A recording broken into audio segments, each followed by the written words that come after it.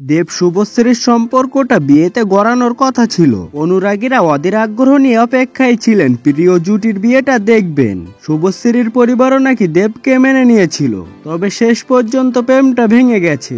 ভাঙার গল্পের আগে গড়ার গল্প আবারও শোনা যাক।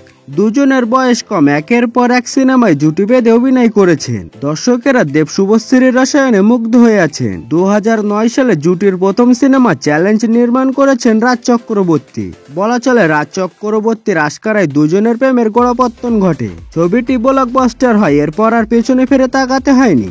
পরাঞ্জয় জলিয়ারে রোমিও থেকে খোকাবাবু, একের পর এক সিনেমায় প্রেম করেছেন এই জুটি। পরাঞ্জয় জলিয়ারে সিনেমায় কাজ করার সময় দুজনের প্রেমটা জমে ওঠে। সম্পর্কটা পারিবারিকভাবেও গড়ায়। বিয়ের আগেই সম্পর্কটা চুকে যায়। হঠাৎ কি হয়েছিল দেব শুভশ্রীর? মাখো মাখো প্রেমে বিচ্ছেদ ঘটলো কেন?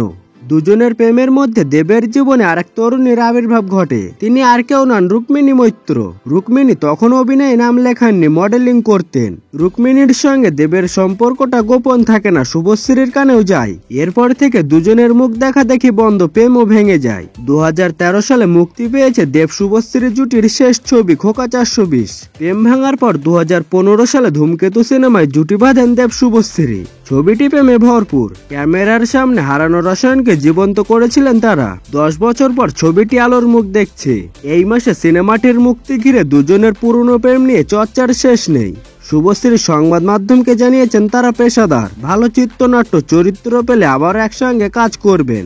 দেব এক সাক্ষাৎকারে বলেছেন, এই জন্মে না শুভশ্রী তার নাম থেকে দেবকে সরাতে পারবে না, আমি আমার নাম থেকে শুভশ্রীকে সরাতে পারবো অনস্ক্রিন জুটি হিসেবে। নির্মাতা রাজ চক্রবর্তী জানান তিনিও ছবি মুক্তির প্রতীক্ষায়। রুক্মিণীর কথায় আমি জানি দেব নিজে কতখানি প্রতীক্ষায় ছিল।